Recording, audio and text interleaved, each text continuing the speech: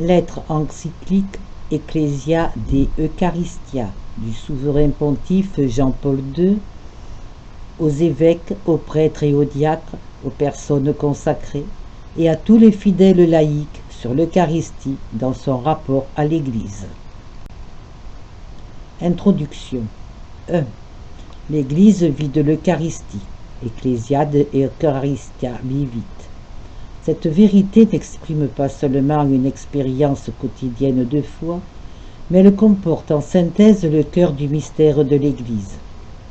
Dans la joie, elle fait l'expérience sous de multiples formes de la continuelle réalisation de la promesse. Et moi, je suis avec vous tous les jours jusqu'à la fin du monde. Matthieu 28. Mais dans l'Eucharistie, par la transformation du pain et du vin en corps et sang du Seigneur, elle jouit de cette présence avec une intensité unique. Depuis que, à la Pentecôte, l'Église peuple de la Nouvelle Alliance a commencé son pèlerinage vers la patrie céleste, le divin sacrement a continué à marquer ses journées, les remplissant d'espérance confiante. À juste titre, le Concile Vatican II a proclamé que le sacrifice eucharistique est source et sommet de toute la vie chrétienne. La très sainte Eucharistie contient en effet l'ensemble des biens spirituels de l'Église, à savoir le Christ lui-même, notre Pâque, le pain vivant qui par sa chair, vivifiée par l'Esprit Saint et vivifiante, procure la vie aux hommes. C'est pourquoi l'Église a le regard constamment fixé sur son Seigneur, présent dans le sacrement de l'autel, dans lequel elle découvre la pleine manifestation de son immense amour. Au cours du grand jubilé de l'an 2000, il m'a été donné de célébrer l'Eucharistie au Cénacle à Jérusalem, là où, selon la tradition, elle a été accomplie pour la première fois par le Christ lui-même. Le Cénacle est le lieu de l'institution de ce très saint sacrement. C'est là que le Christ prit le pain dans ses mains, qu'il le rompit et le donna à ses disciples en disant « Prenez et mangez-en tous.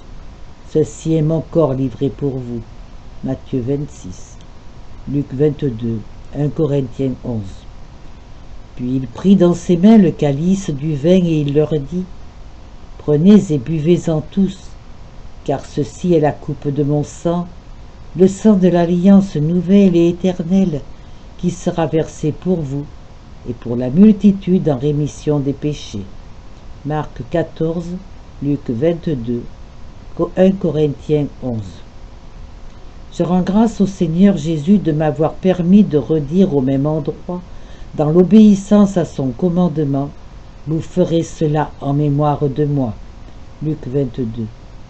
Les paroles qu'il a prononcées il y a 2000 ans, les apôtres qui ont pris part à la dernière scène ont-ils compris le sens des paroles sorties de la bouche du Christ?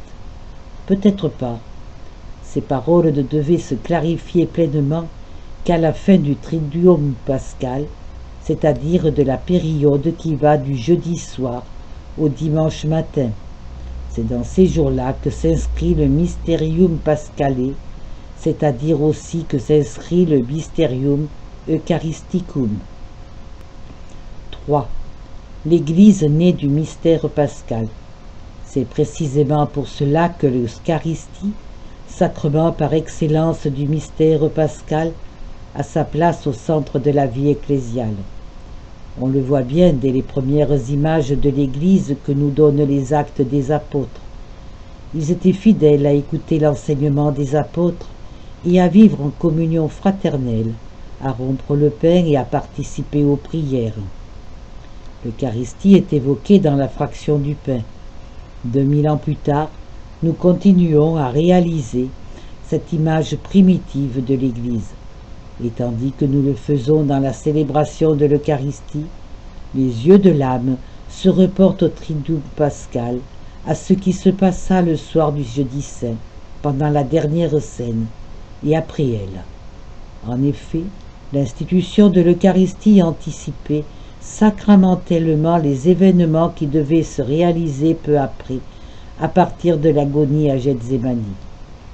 Nous revoyons Jésus qui sort du cénacle, qui descend avec ses disciples pour transférer le torrent du Cédron et aller au jardin des Oliviers. Dans ce jardin, il y a encore aujourd'hui quelques oliviers très anciens.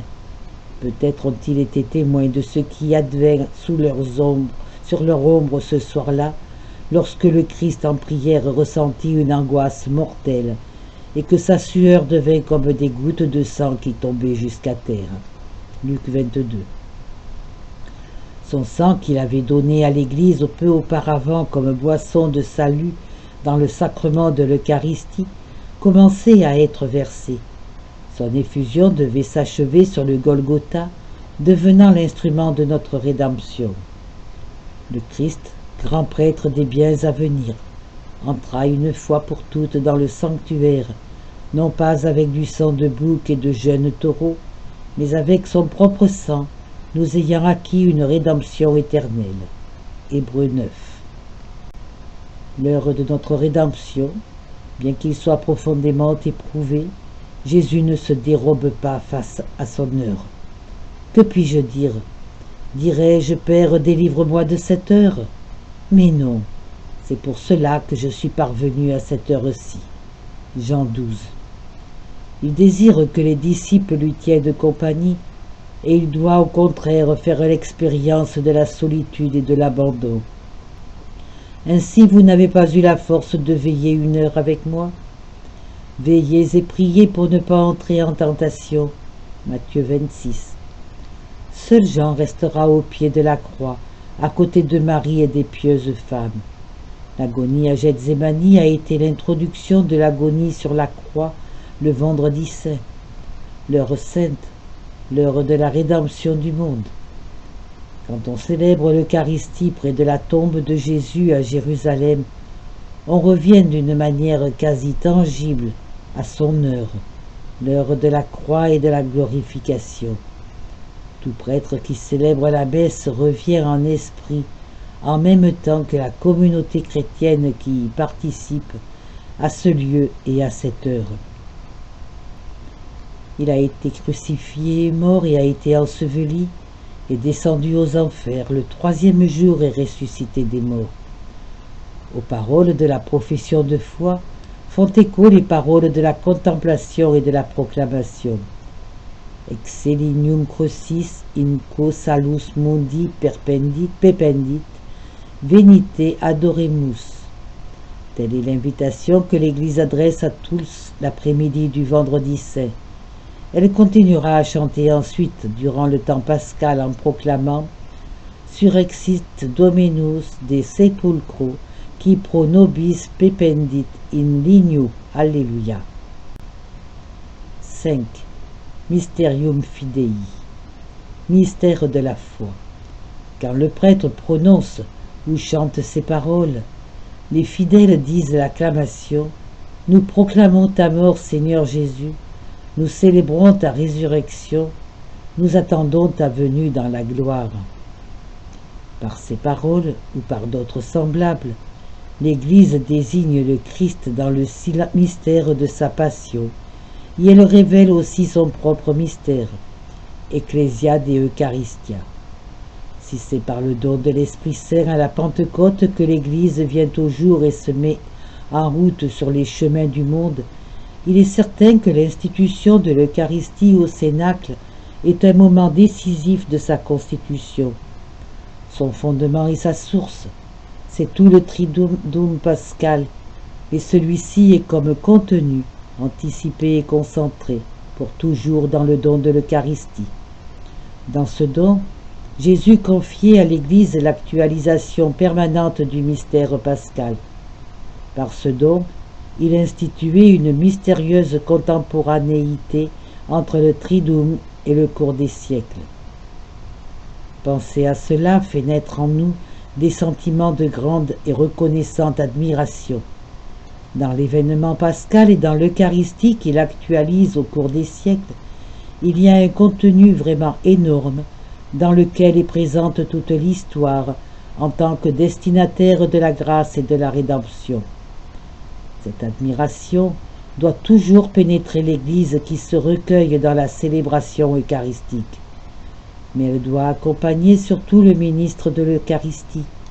C'est lui en effet qui, en vertu de la faculté qui lui a été conférée par le sacrement de l'ordination sacerdotale, effectue la consécration. C'est lui qui prononce, avec la puissance qui lui vient du Christ du Cénacle, les paroles « Ceci est mon corps livré pour vous, ceci est la coupe de mon sang versée pour vous ». Le prêtre prononce ces paroles, ou plutôt il met sa bouche et sa voix à la disposition de celui qui a prononcé ces paroles au Cénacle et qui a voulu qu'elles soient répétées de génération en génération pour tous ceux qui, dans l'Église, participent ministériellement à son sacerdoce. 6. Par la présente encyclique, je voudrais raviver cette admiration eucharistique dans la ligne de l'héritage du jubilé que j'ai voulu laisser à l'Église par la lettre apostolique Novo Millennio Inunte et par son couronnement marial Rosarium Virginie Mariae. Contempler le visage du Christ et le contempler avec Marie, voilà le programme que j'ai indiqué à l'aube du 3e millénaire, l'invitant à avancer au large de l'océan de l'histoire avec l'enthousiasme de la nouvelle évangélisation. Contempler le Christ exige que l'on sache le reconnaître partout où il se manifeste, dans la multiplicité de ses modes de présence, mais surtout dans le sacrement vivant de son corps et de son sang. L'Église vit du Christ eucharistique, par lui elle est nourrie, par lui elle est illuminée. L'Eucharistie est un mystère de foi et en même temps un mystère lumineux. Chaque fois que l'Église la célèbre, les fidèles peuvent en quelque sorte revivre l'expérience des 2 disciples d'Emmaüs. Leurs yeux s'ouvrirent et ils le reconnurent. Luc 24. Depuis que j'ai commencé mon ministère de successeur de Pierre, j'ai toujours voulu donner au jeudi saint, jour de l'Eucharistie et du sacerdoce, un signe d'attention particulière en envoyant une lettre à tous les prêtres du monde. Cette année, la 25e de mon pontificat, je voudrais l'entraîner plus pleinement l'ensemble de l'Église dans cette réflexion eucharistique, et cela également pour remercier le Seigneur du don de l'Eucharistie et du sacerdoce. Don et mystère. Si en proclamant l'année du rosaire, j'ai voulu placer cette 25e année sous le signe de la contemplation du Christ à l'école de Marie, je ne puis laisser passer ce jeudi saint 2003 sans m'arrêter devant le visage eucharistique du Christ, montrant plus fortement encore à l'Église la place centrale de l'Eucharistie. C'est d'elle que vit l'Église, c'est de ce pain vivant qu'elle se nourrit. Comment ne pas ressentir le besoin d'exhorter tout le monde à en faire constamment une expérience renouvelée? Quand je pense à l'Eucharistie, tout en regardant ma vie de prêtre, d'évêque, de successeur de Pierre, je me rappelle spontanément les nombreux moments et lieux où il m'a été donné de la célébrer. Je me souviens de l'église paroissiale de Niegowiec, où j'ai exercé ma première charge pastorale, de la collégiale Saint-Florian à Cracovie, de la cathédrale de Wawel, de la basilique Saint-Pierre et des nombreuses basiliques et églises de Rome et du monde entier. J'ai pu célébrer la messe dans des chapelles situées sur des sentiers de montagne, au bord des lacs, sur les rives de la mer. Je l'ai célébré sur les autels bâtis dans les stades, sur les places des villes. Des cadres si divers de mes célébrations eucharistiques me font fortement ressentir leur caractère universel et pour ainsi dire cosmique. Oui, cosmique, car même lorsqu'elle est célébrée sur un petit autel d'une église de campagne, l'Eucharistie est toujours célébrée en un sens sur l'autel du monde. Elle est un lien entre le ciel et la terre. Elle englobe et elle imprègne toute la création. Le Fils de Dieu s'est fait homme pour restituer toute la création dans un acte suprême de louange à celui qui l'a tiré du néant. C'est ainsi que lui, le prêtre souverain et éternel, entrant grâce au sang de sa croix dans le sanctuaire éternel, restitue toute la création rachetée au Créateur et Père. Il le fait par le ministère sacerdotal de l'Église, à la gloire de la Trinité sainte. C'est vraiment là le Mysterium Fidei qui se réalise dans l'Eucharistie. Le monde sorti des mains de Créateur retourne à lui après avoir été racheté par le Christ. 9. L'Eucharistie, présence salvifique de Jésus dans la communauté des fidèles et nourriture spirituelle pour elle, est ce que l'Église peut avoir de plus précieux dans sa marche au long de l'histoire. Ainsi s'explique l'attention empressée qu'elle a toujours réservée au mystère eucharistique. Attention qui ressort de manière autorisée dans l'œuvre des conciles et des souverains pontifes.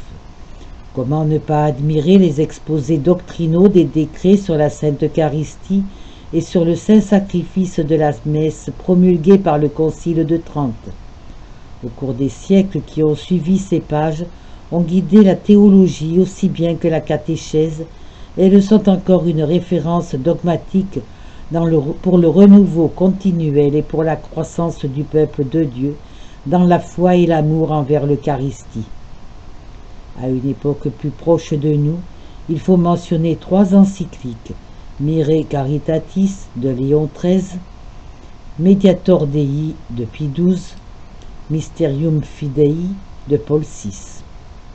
Le Concile Vatican II n'a pas publié de documents spécifiques sur le mystère eucharistique, mais il en a illustré les divers aspects dans l'ensemble de ses documents, spécialement la Constitution dogmatique sur l'Église, Lumen Gentium, et la Constitution sur la Sainte Liturgie, Sacrosanctum Concilium. Moi-même, dans les premières années de mon ministère apostolique sur la chaire de Saint-Pierre, par la lettre apostolique Dominicae Sene, j'ai eu l'occasion de traiter certains aspects du mystère eucharistique et de son incidence dans la vie de ceux qui en sont les ministres. Je reviens aujourd'hui sur ce sujet avec un cœur encore plus rempli d'émotion et de gratitude, faisant en quelque sorte écho à la parole du psalmiste. Comment rendrai-je au Seigneur tout le bien qu'il m'a fait? J'élèverai la coupe du salut, j'invoquerai le nom du Seigneur. Psaume 116.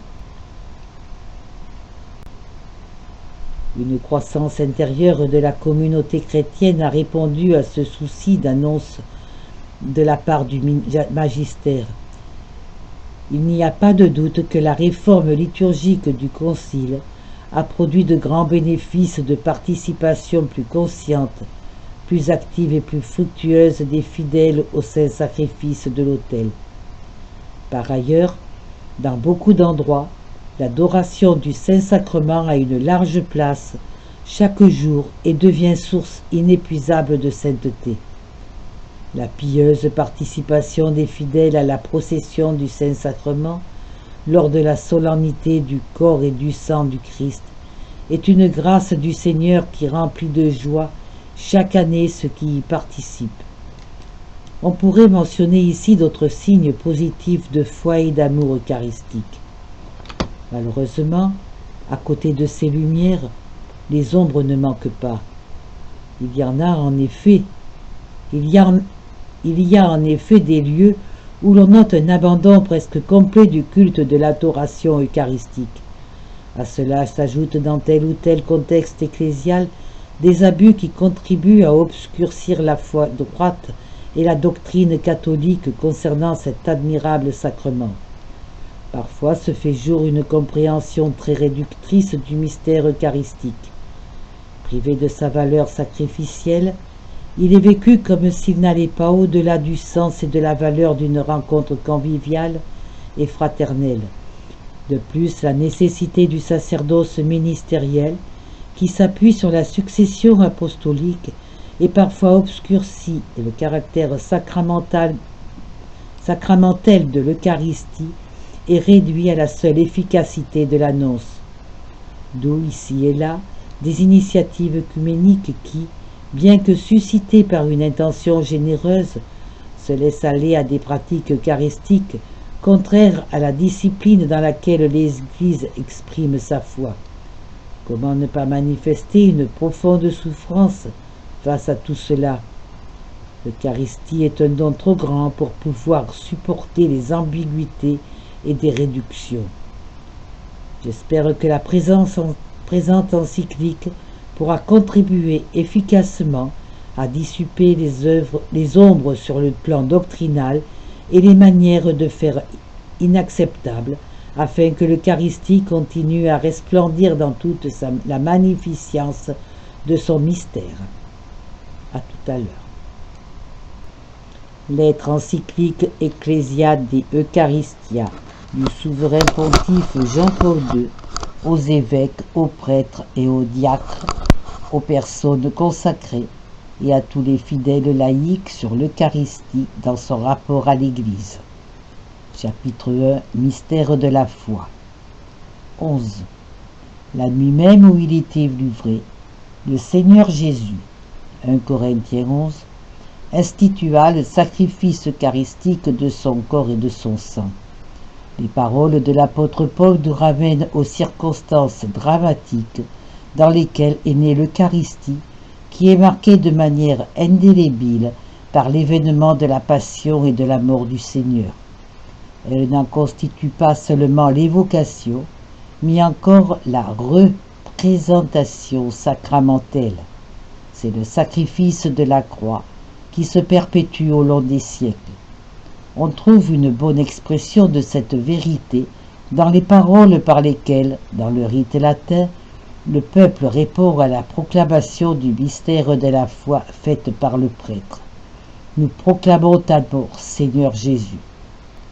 L'Église a reçu l'Eucharistie du Christ, son Seigneur, non comme un don, pour précieux qu'il soit parmi bien d'autres, mais comme le don par excellence, car il est le don de lui-même, de sa personne dans sa sainte humanité et de son œuvre de salut.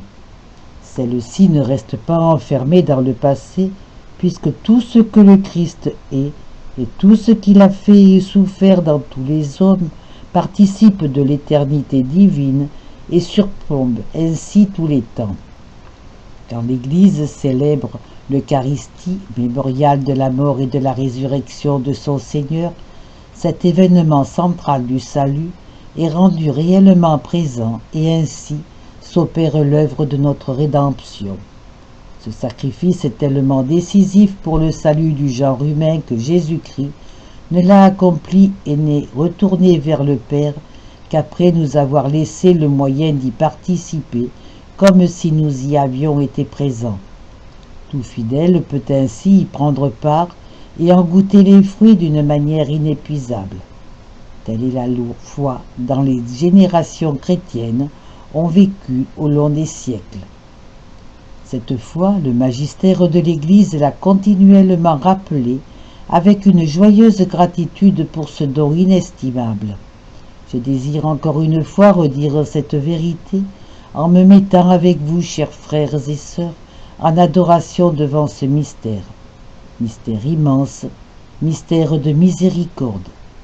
Qu'est-ce que Jésus pouvait faire de plus pour nous? Dans l'Eucharistie, il nous montre vraiment un amour qui va jusqu'au bout. Jean 13.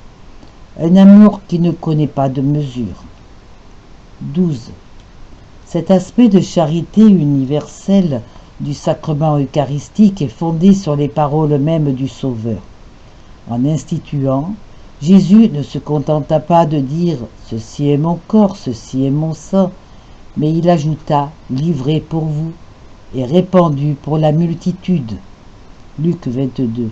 Il n'affirma pas seulement que ce qu'il leur donnait à manger et à boire était son corps et son sang, mais il en exprima aussi la valeur sacrificielle, rendant présent de manière sacramentelle son sacrifice qui s'accomplirait sur la croix quelques heures plus tard pour le salut de tous. La messe est à la fois et inséparablement le mémorial sacrificiel dans lequel se perpétue le sacrifice de la croix et le banquet sacré de la communion au corps et au sang du Seigneur. L'Église vit continuellement du sacrifice rédempteur et elle y accède non seulement par un simple souvenir plein de foi, mais aussi par un contact actuel, car ce sacrifice se rend présent, se perpétuant sacramentellement dans chaque communauté qu'il offre par les mains du ministre consacré. De cette façon, l'Eucharistie étend aux hommes d'aujourd'hui la réconciliation obtenue une fois pour toutes par le Christ pour l'humanité de tous les temps. En effet, le sacrifice du Christ et le sacrifice de l'Eucharistie sont un unique sacrifice. Saint Jean Chrysostome le disait déjà clairement. Nous offrons aujourd'hui le même agneau, non pas l'un aujourd'hui et un autre demain, mais toujours le même. Pour cette raison, il n'y a toujours qu'un seul sacrifice. Maintenant encore, nous offrons la victime qui fut alors offerte et qui ne se consumera jamais. La messe rend présent le sacrifice de la croix. Elle ne s'y ajoute pas et ne le multiplie pas. Ce qui se répète, c'est la célébration en mémorial, la manifestation en mémorial, memorialis demonstratio, du sacrifice, par laquelle le sacrifice rédempteur du Christ, unique et définitif, se rend présent dans le temps. La nature sacrificielle du mystère eucharistique ne peut donc se comprendre comme quelque chose qui subsiste en soi, indépendamment de la croix, ou en référence seulement indirecte au sacrifice du calvaire. 13. En vertu de son rapport étroit avec le sacrifice du Golgotha, l'Eucharistie est un sacrifice au sens propre, et non seulement au sens générique, comme s'il s'agissait d'une simple offrande que le Christ fait de lui-même en nourriture spirituelle pour les fidèles. En effet, le don de son amour et de son obéissance jusqu'au terme de sa vie, Jean 10, est en premier lieu un don à son Père. C'est assurément un don en notre faveur et même en faveur de toute l'humanité. Matthieu 26, Marc 14, Luc 22, Jean 10. Mais c'est avant tout un don au Père, sacrifice que le Père a accepté, échangeant le don total de son Fils qui s'est fait obéissant jusqu'à la mort, Philippiens 2, avec son propre don paternel, c'est-à-dire avec le don de la vie nouvelle et immortelle dans la résurrection. En donnant son sacrifice à l'Église, le Christ a voulu également faire sien le sacrifice spirituel de l'Église, appelée à s'offrir aussi elle-même en même temps que le sacrifice du Christ. Tel est l'enseignement du Concile Vatican II concernant tous les fidèles. Participant au sacrifice eucharistique, source et sommet de toute la vie chrétienne, ils offrent à Dieu la victime divine et s'offrent eux-mêmes avec elle. 14. La Pâque du Christ comprend aussi, avec sa passion et sa mort, sa résurrection, comme le rappelle l'acclamation du peuple après la consécration. Nous célébrons ta résurrection. En effet, le sacrifice eucharistique rend présent non seulement le mystère de la passion et de la mort du Sauveur, mais aussi le mystère de la résurrection dans lequel le sacrifice trouve son couronnement. C'est en tant que vivant et ressuscité que le Christ peut, dans l'Eucharistie, se faire pain de la vie, Jean 6, pain vivant, Jean 6. Saint Ambroise le rappelait aux néophytes en appliquant à leur vie l'événement de la résurrection. Si le Christ est à toi aujourd'hui, il ressuscite pour toi chaque jour. Saint Cyril d'Alexandrie, quant à lui, soulignait que la participation au Saint-Mystère est vraiment une confession et un rappel que le Seigneur est mort et qu'il est revenu à la vie pour nous et en notre faveur. Dans la messe, La représentation sacramentelle du sacrifice du Christ couronné par sa résurrection implique une présence tout à fait spéciale que, pour reprendre les mots de Paul VI, on nomme réelle, non à titre exclusif comme si les autres présences n'étaient pas réelles, mais par antonomase, parce qu'elle est substantielle et que par elle, le Christ, homme-Dieu, se rend présent tout entier. Ainsi est proposée de nouveau la doctrine toujours valable du Concile de Trente. Par la consécration du pain et du vin s'opère le changement de toute la substance du pain à la substance du corps du Christ, notre Seigneur, et de toute la substance du vin à la substance de son sang. Ce changement, l'Église catholique l'a justement et exactement appelé transsubstantiation. L'Eucharistie est vraiment mysterium fidei, mystère qui dépasse notre intelligence et qui ne peut être accueilli que dans la foi, comme l'ont souvent rappelé les catéchèses patristiques sur ce divin sacrement. Ne t'attache donc pas, exhorte saint Cyril de Jérusalem, comme à des éléments naturels au pain et au vin, car ils sont, selon la déclaration du Maître, corps et sang. Il est vrai, ce que te suggère les sens, mais que la foi te rassure. Nous continuerons à chanter avec le docteur Angélique Adoro te devote latens deitas. Devant ce mystère d'amour, la raison humaine fait l'expérience de toute sa finitude. On voit alors pourquoi, au long des siècles, cette vérité a conduit la théologie à faire de sérieux efforts de compréhension. Ce sont des efforts louables, d'autant plus utiles et pénétrants qu'ils ont permis de conjuguer l'exercice critique de la pensée avec la foi vécue de l'Église, recueillie spécialement dans le charisme de certaines vérités du magistère et dans l'intelligence intérieure des réalités spirituelles à laquelle parviennent surtout les saints. Il y a tout de même la limite indiquée par Paul VI, toute explication théologique cherchant quelque intelligence de ce mystère doit, pour être en accord avec la foi catholique, maintenir que, dans la réalité elle-même, indépendante de notre esprit, le pain et le vin ont cessé d'exister après la consécration, en sorte que c'est le corps et le sang adorable du Seigneur Jésus qui, dès lors, sont réellement présents devant nous sous les espèces sacramentelles du pain et du vin. 16. L'efficacité salvifique du sacrifice se réalise en plénitude dans la communion quand nous recevons le corps et le sang du Christ. Le sacrifice eucharistique tend en soi à notre union intime, à nous fidèles, avec le Christ à travers la communion. Nous le recevons lui-même, lui qui s'est offert pour nous. Nous recevons son corps qu'il a livré pour nous sur la croix, son sang qu'il a répandu pour la multitude en rémission des péchés. Matthieu 26. Rappelons-nous ces paroles. De même que le Père qui est vivant m'a envoyé, et que moi je vis par le Père, de même aussi celui qui me mangera vivra par moi. Jean 6. C'est Jésus lui-même qui nous rassure d'une telle union, et qu'il compare par analogie à celle de la vie trinitaire, se réalise vraiment.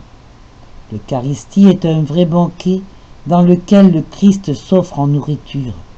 Quand Jésus parle pour la première fois de cette nourriture, ses auditeurs restent stupéfaits et désorientés, obligeant le Maître à souligner la vérité objective de ses paroles. Amen, amen, je vous le dis, si vous ne mangez pas la chair du Fils de l'homme et si vous ne buvez pas son sang, vous n'aurez pas la vie en vous. Il ne s'agit pas d'un aliment au sens métaphorique. Ma chair est la vraie nourriture et mon sang est la vraie boisson. 17. À travers la communion à son corps et à son sang, le Christ nous communique aussi son esprit. Saint Éphrem écrit, il appela le pain son corps vivant, il le remplit de lui-même et de son esprit. et celui qui le mange avec foi mange le feu et l'esprit. Prenez-en, mangez-en tous, et mangez avec lui l'Esprit Saint. C'est vraiment mon corps, et celui qui le mange vivra éternellement. Dans l'épiclèse eucharistique, l'Église demande ce don divin, source de tout autre don. On lit par exemple dans la divine liturgie de Saint Jean, Chrysostome, « Nous t'invoquons, nous te prions et nous te supplions. Envoie ton Esprit Saint sur nous tous et sur ces dons, afin que ceux qui y prennent part obtiennent la purification de l'âme, la rémission des péchés et le don du Saint-Esprit. » Et dans le missel romain, le célébrant demande, quand nous serons nourris de son corps et de son sang, et remplis de l'Esprit Saint, accorde-nous d'être un seul corps et un seul esprit dans le Christ. Ainsi, par le don de son corps et de son sang, le Christ fait grandir en nous le don de son esprit, déjà reçu au baptême et offert comme sceau dans le sacrement de la confirmation. 18. L'acclamation que le peuple prononce après la consécration se conclut de manière heureuse en exprimant la dimension eschatologique qui marque la célébration eucharistique. Nous attendons ta venue dans la gloire. Eucharistie est tension vers le terme, avant-goût de la plénitude de joie promise par le Christ. Jean 15. Elle est en un sens l'anticipation du paradis, gage de la gloire future.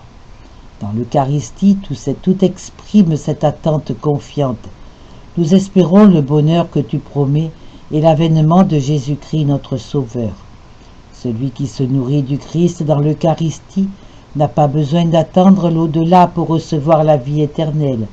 Il la possède déjà sur la terre, comme prémisse de la plénitude à venir qui concernera l'homme dans sa totalité.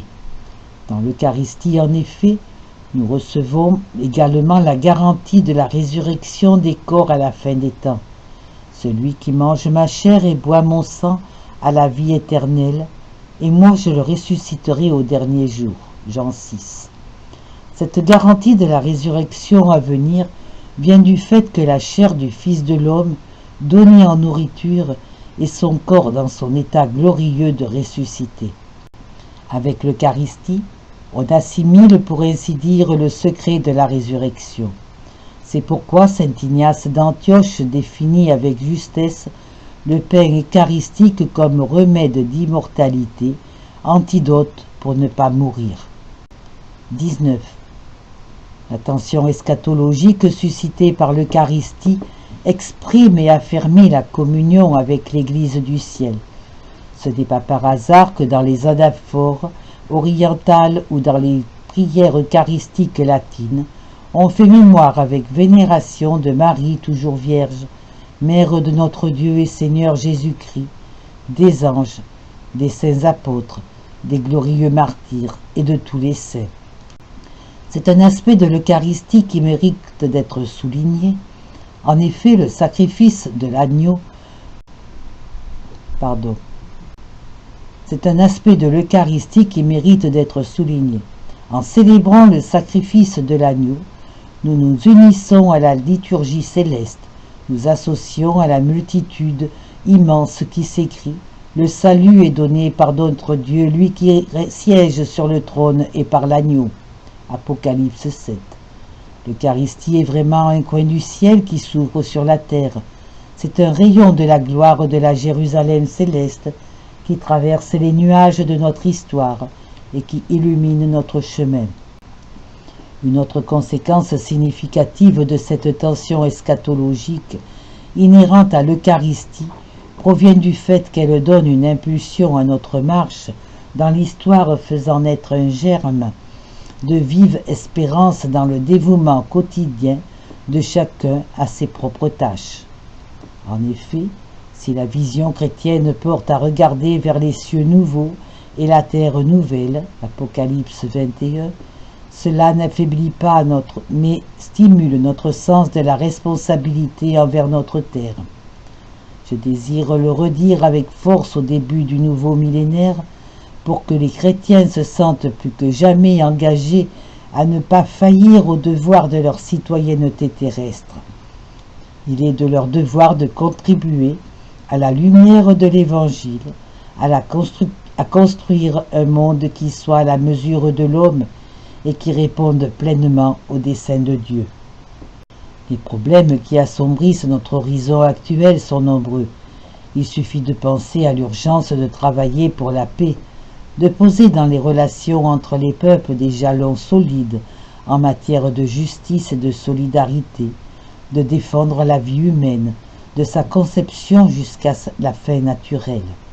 Et que dire des 1000 contradictions d'un univers mondialisé où les plus faibles, les plus petits et les plus pauvres semblent avoir bien peu à espérer. C'est dans ce monde que doit jaillir de nouveau l'espérance chrétienne. C'est aussi pour cela que le Seigneur a voulu demeurer avec nous dans l'Eucharistie en s'inscrivant dans la présence de son sacrifice et de son repas, la promesse d'une humanité renouvelée par son amour. De manière significative, là où les évangiles synoptiques racontent l'institution de l'Eucharistie, l'évangile de Jean propose en illustrant aussi ainsi le sens profond, le récit du lavement des pieds, par lequel Jésus se fait maître de la communion et du service. Jean 13.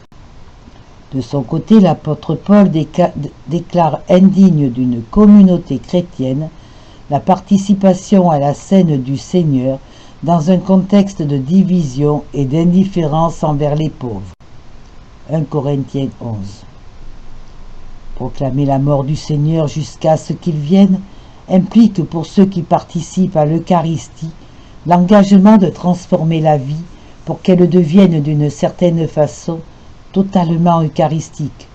Ce sont précisément ce fruit de transfiguration de l'intelligence et l'engagement à transformer le monde selon l'Évangile qui font resplendir la dimension eschatologique de la création eucharistique et de toute la vie chrétienne.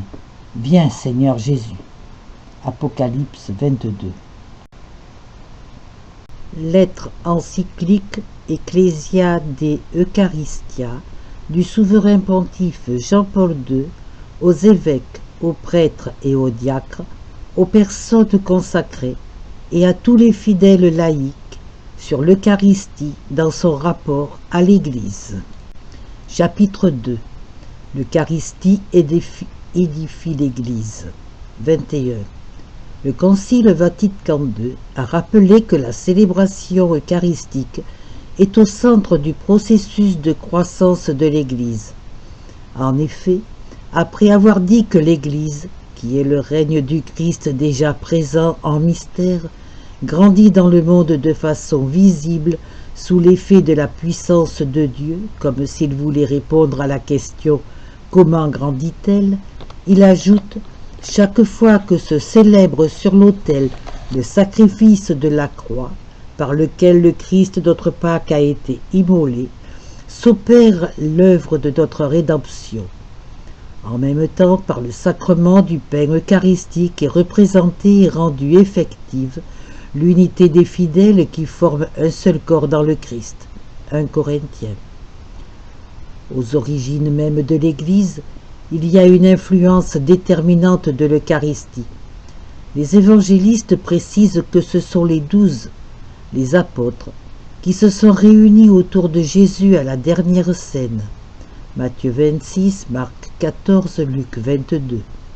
C'est un point particulier très important puisque les apôtres furent les germes du nouvel Israël et en même temps l'origine de la hiérarchie sacrée.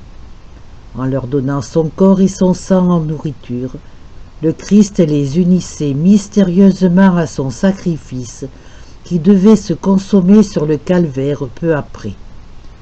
Par analogie avec l'alliance du Sinaï, scellée par le sacrifice et l'aspersion du sang, les gestes et les paroles de Jésus à la dernière scène posaient les fondements de la nouvelle communauté messianique, le peuple de la nouvelle alliance. En accueillant au cénacle l'invitation de Jésus, « Prenez et mangez », Buvez-en tous. Matthieu 26. Les apôtres sont entrés pour la première fois en communion sacramentelle avec lui. À partir de ce moment-là, et jusqu'à la fin des temps, l'Église se construit à travers la communion sacramentelle avec le Fils de Dieu immolé pour nous. Faites cela en mémoire de moi. Chaque fois que vous en boirez, faites-le en mémoire de moi. 1 Corinthiens 11, Luc 22. 22.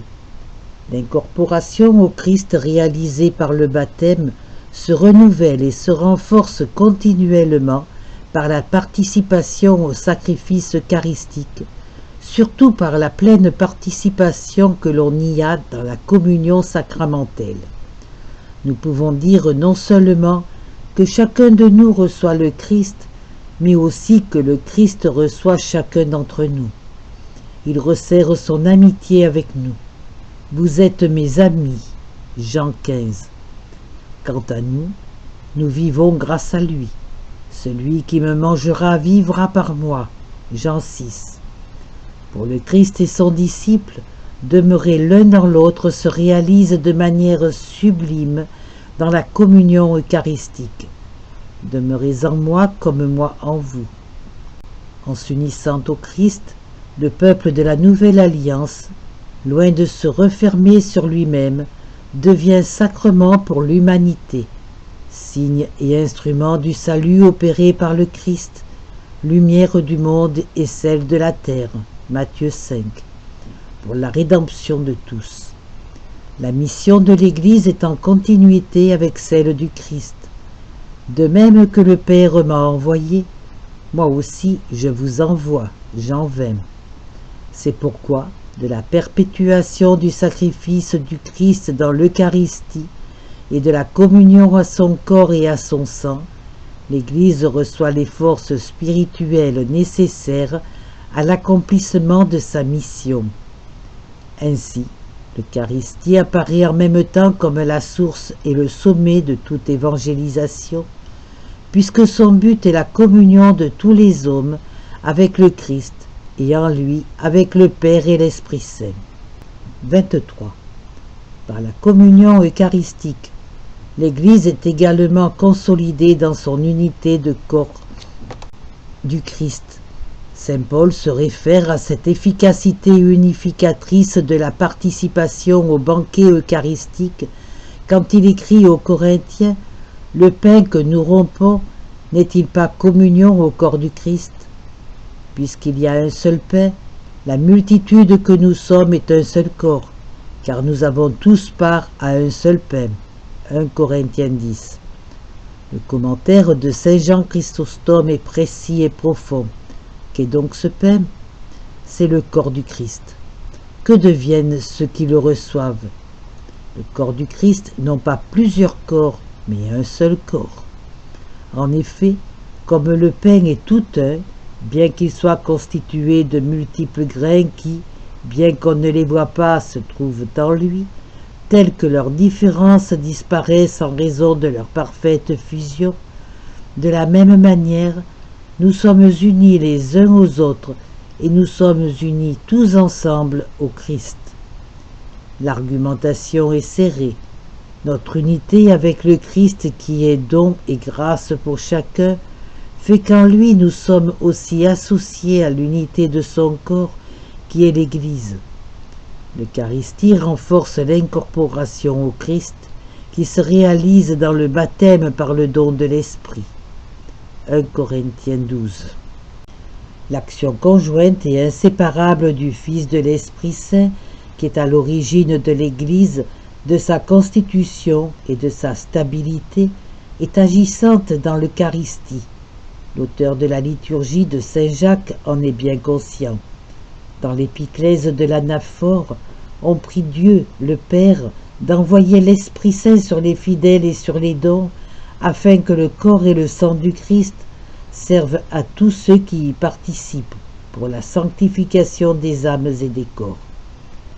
C'est le divin Paraclet qui raffermit l'Église par la sanctification eucharistique des fidèles. 24.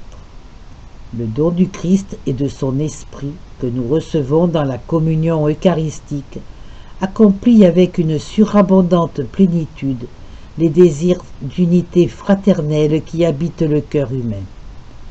De même, il élève l'expérience de fraternité inhérente à la participation commune à la même table eucharistique jusqu'à un niveau bien supérieur à celui d'une simple expérience de convivialité humaine.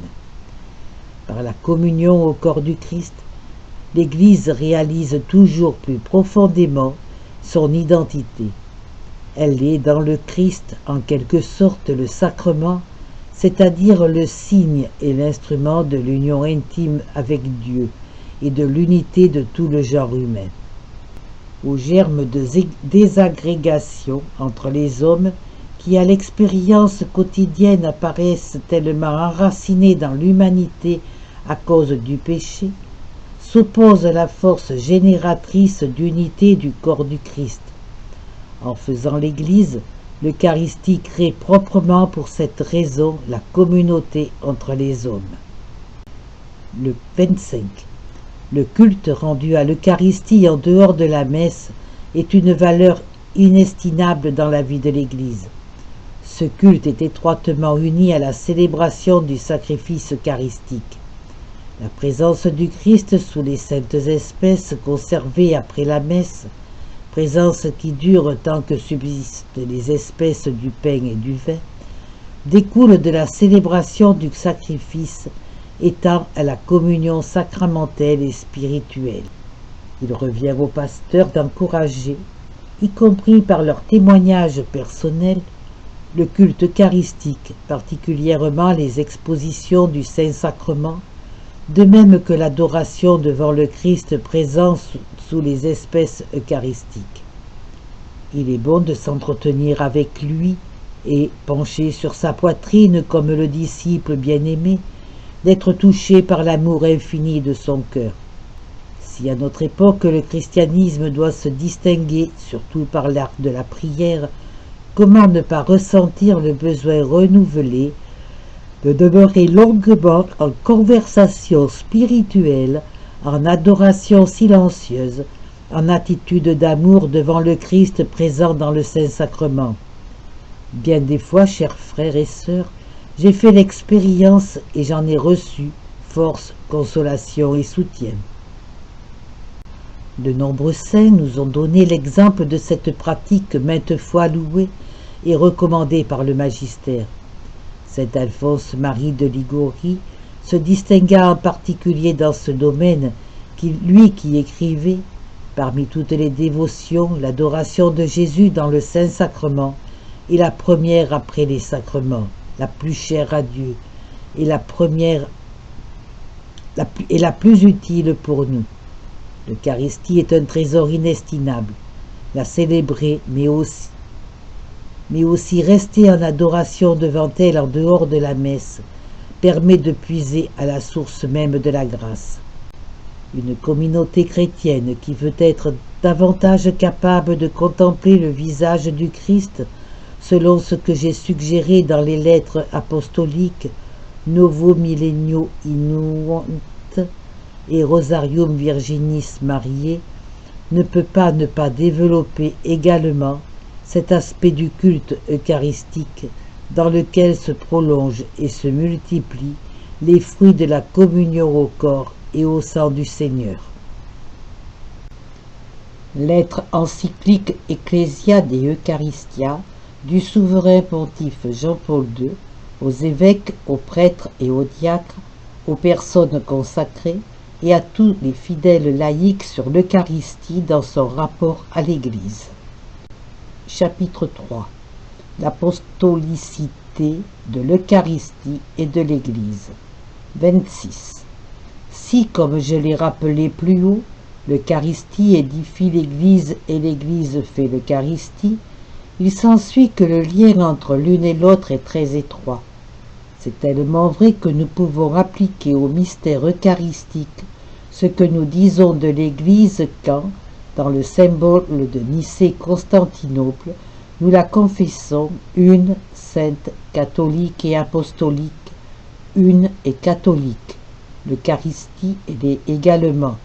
Elle l'est aussi sainte, bien plus. Elle est le très saint sacrement. Mais c'est surtout vers son apostolicité que nous voulons maintenant porter notre attention.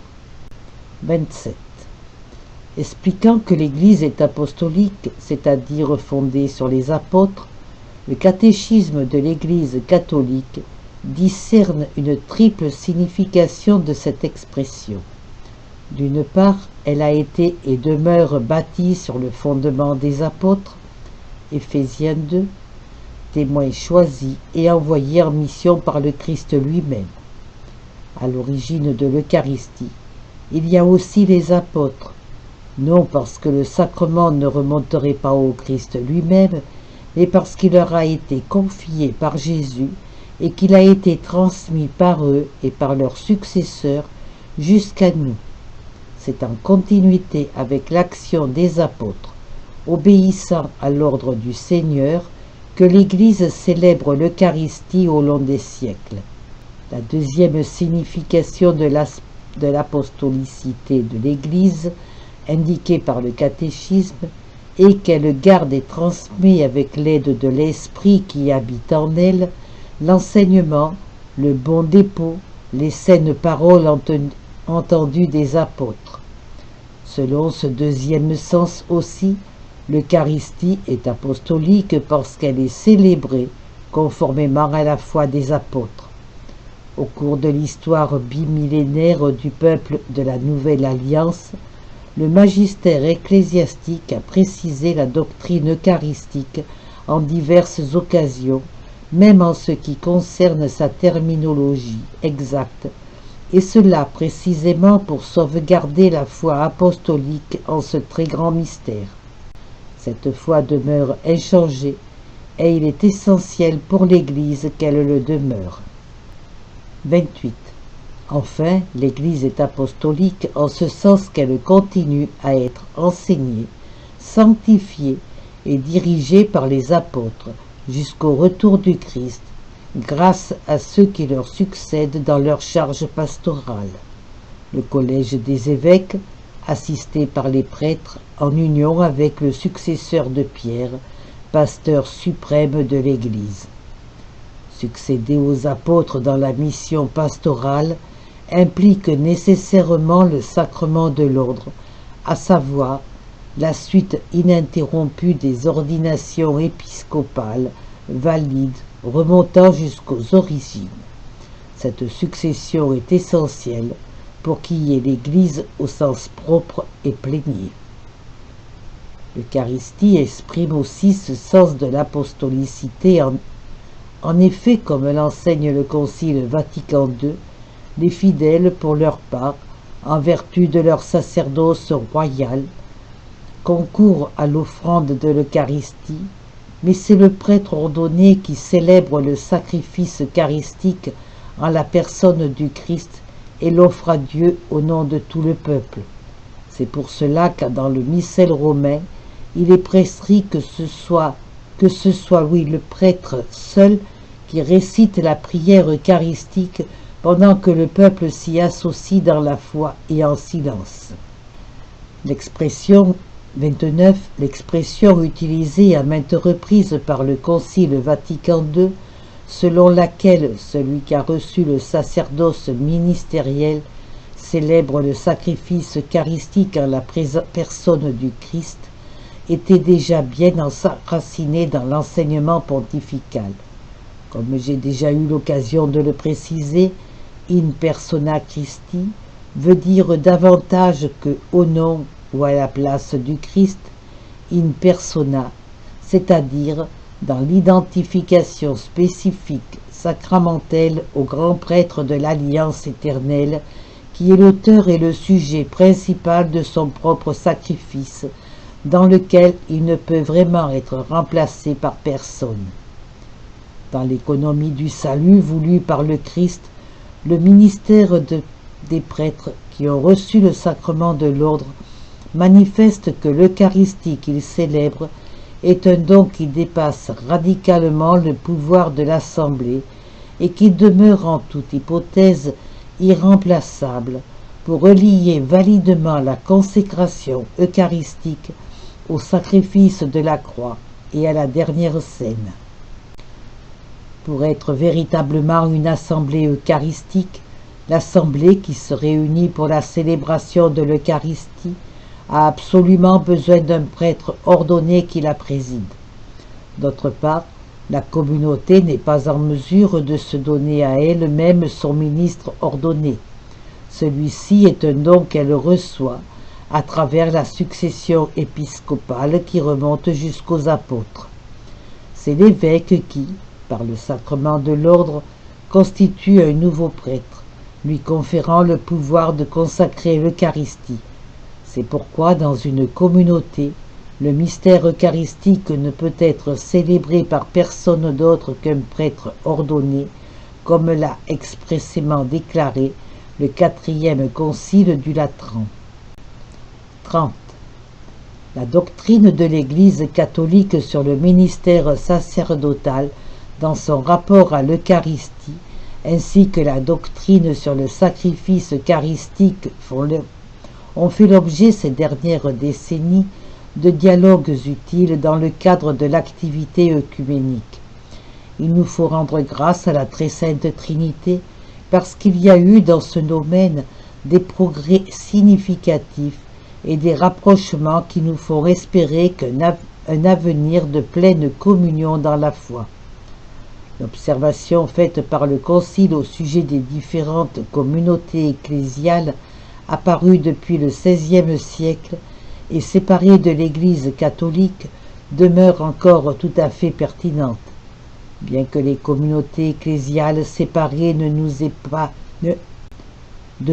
pas avec nous la pleine unité qui dérive du baptême, et bien que nous croyions que, en raison principalement de l'absence du sacrement de l'ordre, elles n'ont pas conservé la substance propre et intégrale du mystère eucharistique, néanmoins, lorsque dans la Sainte Seine, elles font mémoire de la mort et de la résurrection du Seigneur, elles professent que la vie dans la communion au Christ est signifiée par là, et elles attendent son avènement glorieux. Les fidèles catholiques, tout en respectant les convictions religieuses de leurs frères séparés, doivent donc s'abstenir de participer à la communion distribuée dans leurs célébrations, afin de ne pas entretenir une ambiguïté sur la nature de l'Eucharistie, et par conséquent manquer au devoir de témoigner avec clarté de la vérité. Cela finirait par retarder la marche vers la pleine unité visible. De même, on ne peut envisager de remplacer la messe dominicale par des célébrations œcuméniques de la parole, par des rencontres de prière avec des chrétiens appartenant aux communautés ecclésiales déjà mentionnées, ou par la participation à leurs services liturgiques. De telles célébrations et rencontres, louables en elles-mêmes, en certaines circonstances, préparent à la pleine communion tant désirée, même eucharistique, mais elles ne peuvent la remplacer. Le fait que le pouvoir de consacrer l'Eucharistie ait été confié seulement aux évêques et aux prêtres ne constitue aucunement une dépréciation du reste du peuple de Dieu, puisque, dans la communion de l'unique corps et du Christ qu'est l'Église, ce don rejaillit au bénéfice de tous. Si l'Eucharistie est le centre et le sommet de la vie de l'Église, elle l'est pareillement du ministère sacerdotal. C'est pourquoi, en rendant grâce à Jésus notre Seigneur, je veux redire que l'Eucharistie est la raison d'être principale et centrale du sacrement du sacerdoce, qui est né effectivement au moment de l'institution de l'Eucharistie et avec elle. Les activités pastorales du prêtre sont multiples. Si l'on pense aux conditions sociales et culturelles du monde actuel, il est facile de comprendre combien les prêtres sont guettés par le danger de la dispersion dans de nombreuses tâches différentes. Le Concile Vatican II a vu dans la charité pastorale le lien qui unifie leur vie et leurs activités. Elle découle, ajoute le Concile, avant tout du sacrifice eucharistique qui est donc le centre de la racine de toute la vie du prêtre. On comprend alors l'importance pour la vie spirituelle du prêtre, autant que pour le bien de l'Église et du monde, de mettre en pratique la recommandation conciliaire de célébrer quotidiennement l'Eucharistie, qui est vraiment, même s'il ne peut y avoir la présence de fidèles, action du Christ et d'Église. De cette manière, le prêtre est en mesure de vaincre toutes les tensions qui le dispersent tout au long de ses journées, trouvant dans le sacrifice eucharistique, vrai centre de sa vie et de son ministère, l'énergie spirituelle nécessaire pour affronter ces diverses tâches pastorales. Ainsi, ces journées deviendront vraiment eucharistiques. Du caractère central de l'Eucharistie dans la vie et dans le ministère des prêtres découle aussi son caractère central dans la pastorale en faveur des vocations sacerdotales. Tout d'abord, parce que la prière pour les vocations y trouve le lieu d'une très grande union avec la prière du Christ, grand prêtre éternel.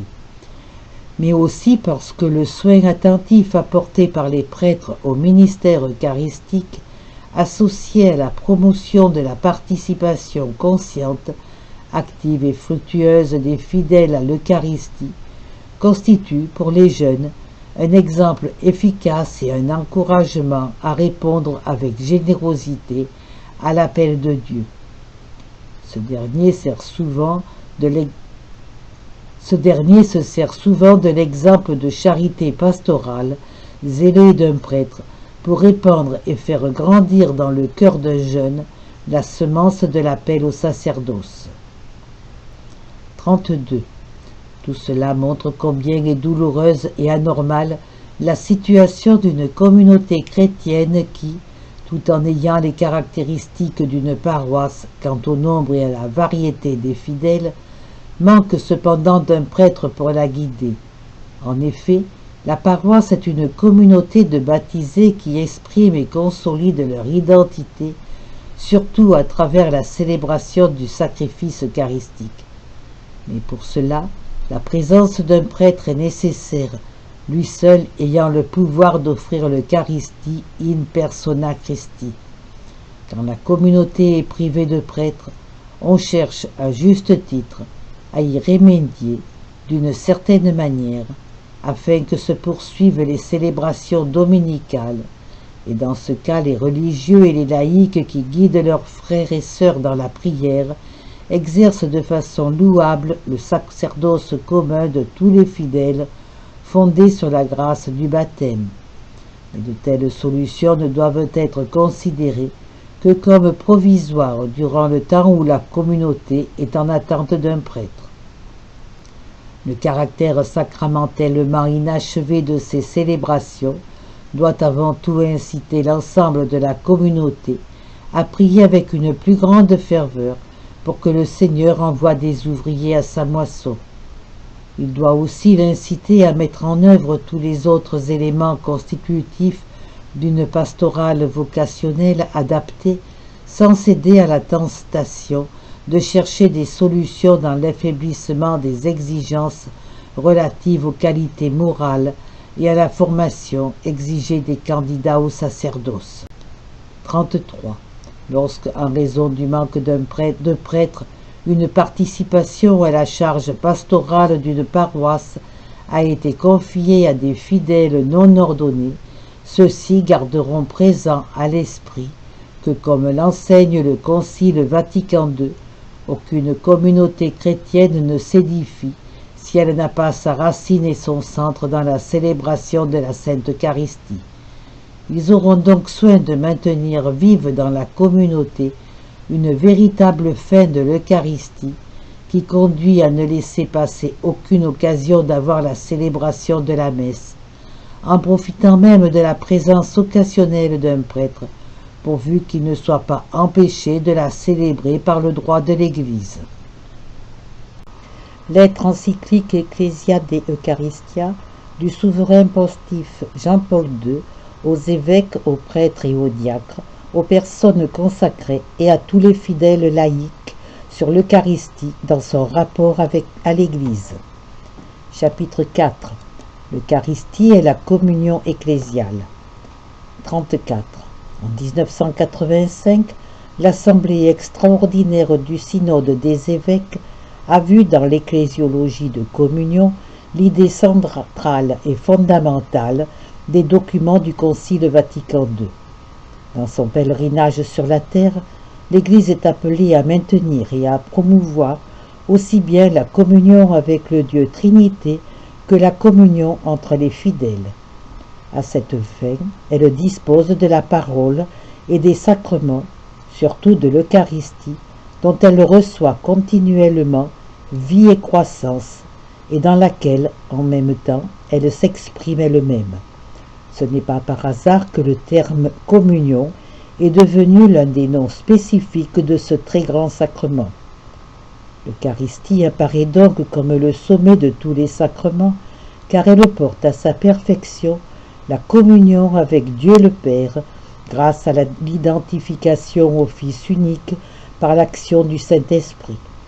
Avec une foi pénétrante, l'un des grands auteurs de la tradition byzantine exprimait cette vérité à propos de l'Eucharistie.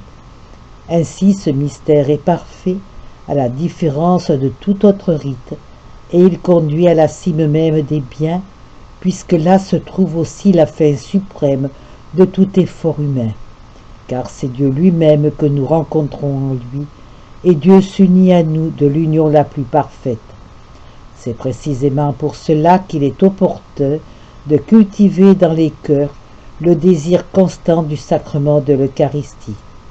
C'est ainsi qu'est née la pratique de la communion spirituelle, heureusement répandue depuis des siècles dans l'Église et recommandée par les 5 maîtres de vie spirituelle.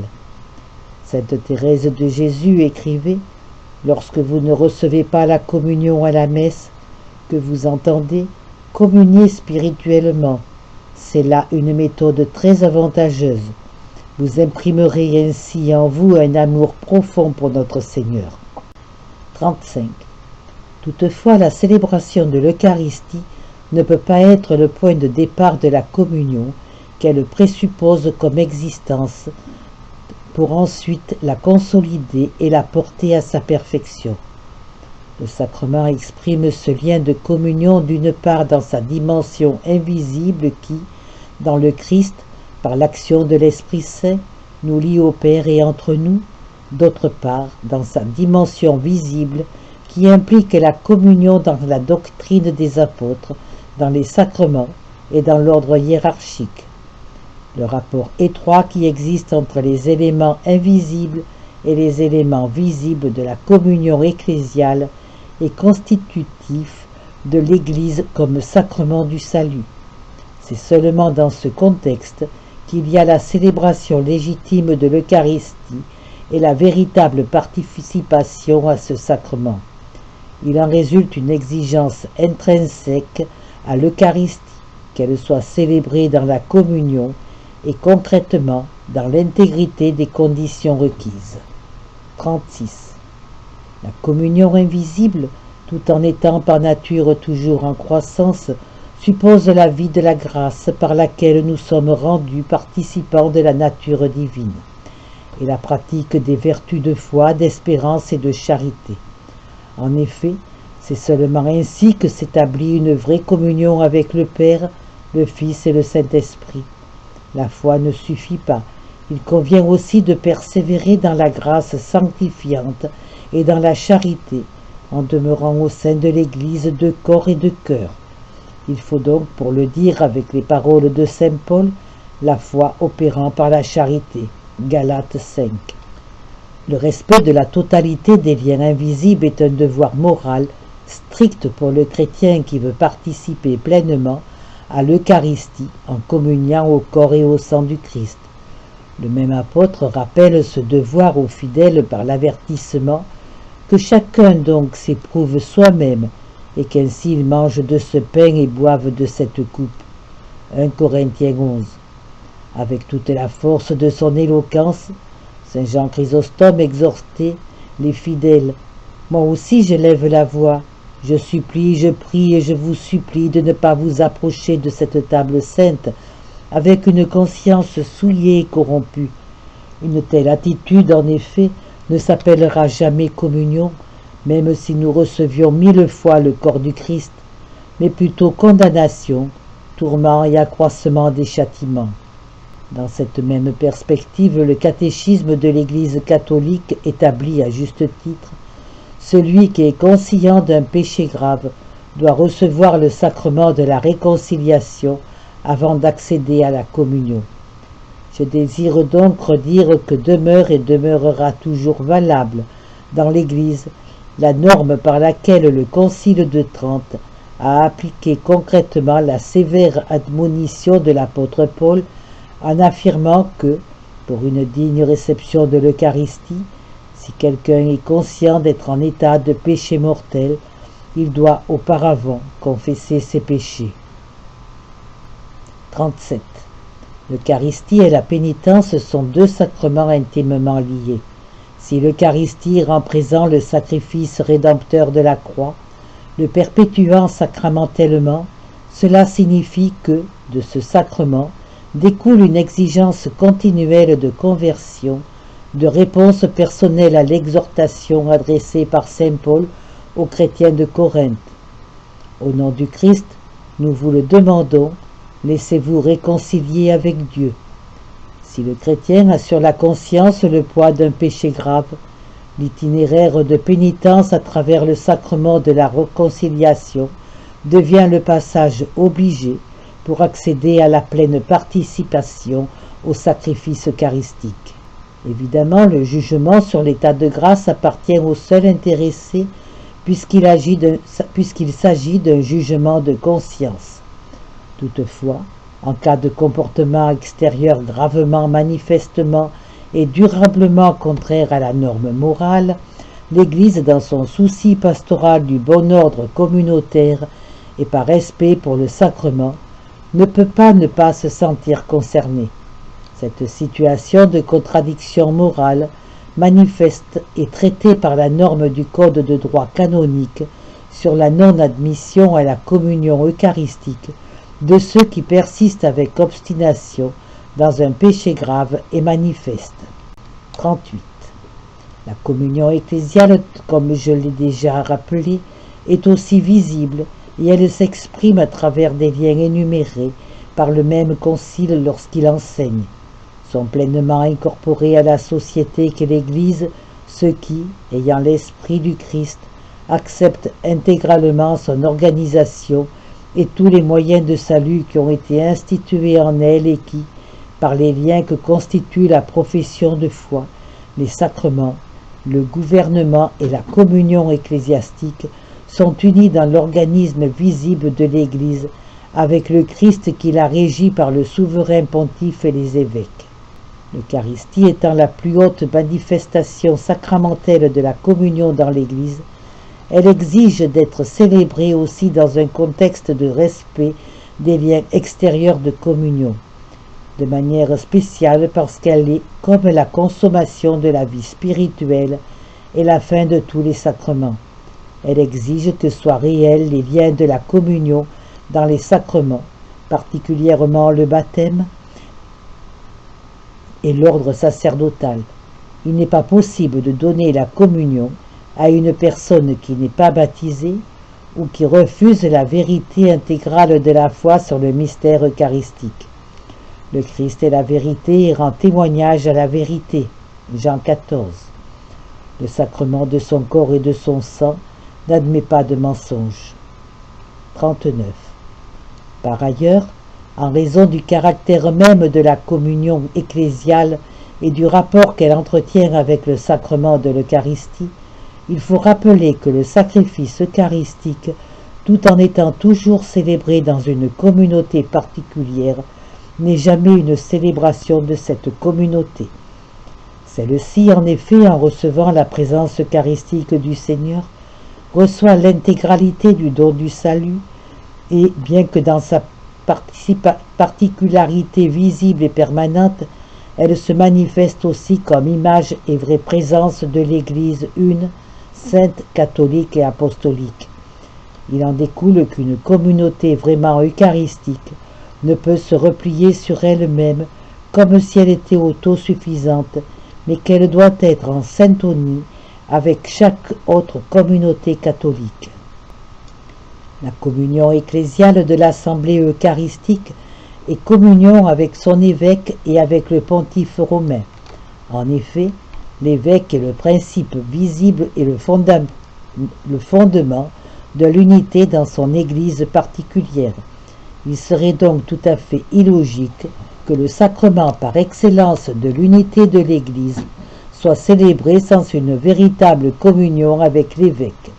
Saint Ignace d'Antioche écrivait que cette Eucharistie soit seule regardée comme légitime, qui se fait sous la présidence de l'évêque ou de celui qui l'en a chargé. De la même manière, puisque le pontife romain, en qualité de successeur de Pierre, est le principe et le fondement permanent et visible de l'unité, aussi bien des évêques que de la multitude des fidèles, la communion avec lui est une exigence intrinsèque de la célébration du sacrifice eucharistique. De là vient la profonde vérité exprimée de diverses manières par la liturgie.